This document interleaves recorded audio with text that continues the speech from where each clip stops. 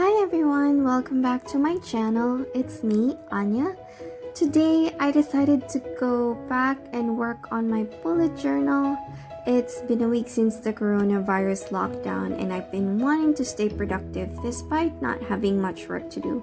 And I thought the best way to do that is to take care of some backlogs on my bullet journal. Before the quarantine, I didn't have much time to work on this since I was too busy to decorate it. I usually try to keep my layouts very minimalistic and focus more on its functionality rather than the aesthetics, which bothered me sometimes because I keep seeing these beautiful layouts on social media and I really wish I had the time to add more creativity to mine.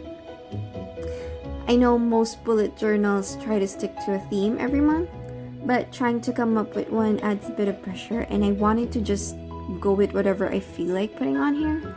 I usually become lazy when I'm overthinking ideas. Right now, I'm trying to work on my January cover page. I stuck one of my art prints on one side of the page as this was the best I can do at the time I was starting this journal, but I left the other side blank because I really wanted to paint something on it eventually. I really want to focus on creating portraits since I've been painting mostly landscape in acrylic at work. And I'm a bit messy when it comes to doing layouts since I put down the first thing that comes to my mind and then change it afterwards. But it's easier for me to remember what I want and it prevents me from procrastinating by over planning. Right now I'm using Symboline watercolors to paint this illustration on my Limelight bullet journal. I prefer this over their 366 days journal since this has 120 GSM paper and the other one probably has about 70 GSM, which is a bit thinner.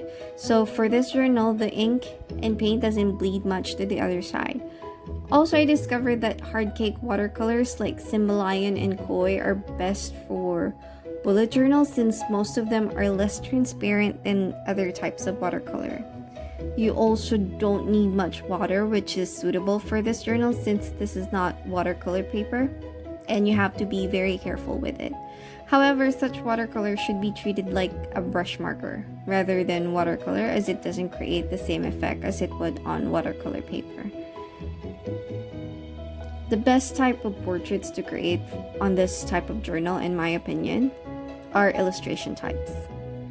It's best not to do more than 2 layers of paint. Use soft brushes like this Raphael Pedigree from Art Nebula PH. I'm not sure if I'm pronouncing that right. This is much gentler to use for this type of paper and it carries just the right amount of water. If you're using the fur type, the one with the squirrel fur or squirrel brush, I think it would be too watery, and if you're using a synthetic brush, I think it would be too rough on the paper and it would create those tiny flakes on the surface and you don't want that. You don't want to paint a hole on your journal. So if you do want to add more color though, I suggest use watercolor pencils instead over the painting after it's fully dry. You can also use Pigma pens or any pens that don't bleed when it gets wet to ink the outlines. But I suggest you ink the illustration first if you're going for the ink look because sometimes the pen might get damaged if you use it over this kind of watercolor. You could also use like this Zig brush pen if you're not satisfied with the amount of layer of the watercolor because sometimes it overlaps like what you do with colored markers. It overlaps like a highlighter if the watercolor is too thin. So for this I used a black brush pen to just cover up the entire clothes and make it completely black.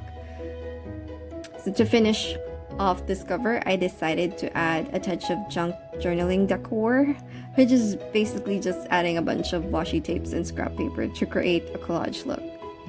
In the past few years, I've been hoarding a lot of washi tapes and different kinds of papers and stamps for my bullet journals, but I barely even use them, so this year I made a promise that I would use them all up before I could even think about adding more to my collection. I want to avoid being wasteful because eventually some of those supplies will deteriorate over time and I would just end up throwing them away, and I don't really want to do that. Some of these supplies are really pricey and I just don't really want to waste them. I want to be able to use them for what I bought them for. For this last part, I used metallic watercolor just to add more glittery accents to the whole thing. I think it ties up the whole look and complements the glittery washi tapes and other metallic colors that I put in. When in doubt, go for glitter. So that's it for this video. If you like it, please give it a thumbs up. And if you want to see more of my videos, don't forget to subscribe and hit that bell icon to receive notifications. Thank you so much for watching, and I'll see you on my next video. Bye!